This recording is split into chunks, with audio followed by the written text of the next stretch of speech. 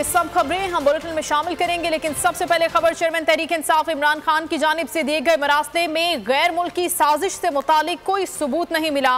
वजीर आजम की जेर सदारत कौमी सलामती कमेटी के इजलास का एलामिया जारी, जिसमें कहा गया है कि एजेंसीज की मालूमात के मुताबिक कोई बैरूनी साजिश नहीं हुई। इजलास में गुज़श्ता कौमी सलामती कमेटी इजलास के मिनट्स की तौसीक भी की गई।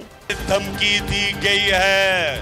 मेरे पास जो ये खत है ये सबूत है। गैर मुल्की साजिश का कोई सबूत नहीं मिला। कौमी सलामती कमेटी के इजलास में एजेंसीज की ब्रीफिंग। गुज़िश्ता कौमी सलामती कमेटी इजलास के मिनट्स की तौसीक। वज़ीर आज़म की ज़ेर सदारत इजलास का एलामिया जारी, जिसके मुताबिक पाकिस्तानी सिफारत खाने को मौसूल टेलीग्राम पर तबादला ख्याल हुआ। NCOC ने मवासलात के मवाद की जाँच पड़ताल की। जाँच के बाद NCOC की गुज़िश्ता मीटिंग के फैसलों की तौसीक की।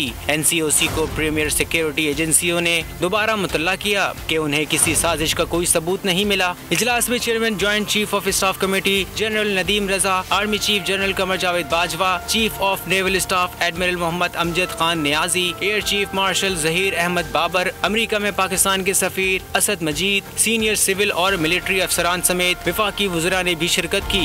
धमकी दी गई है। मेरे पास जो ये खत है ये सबूत है। सब्सक्राइब करें और बेल दबाएं ताकि कोई खबर रह न जाए।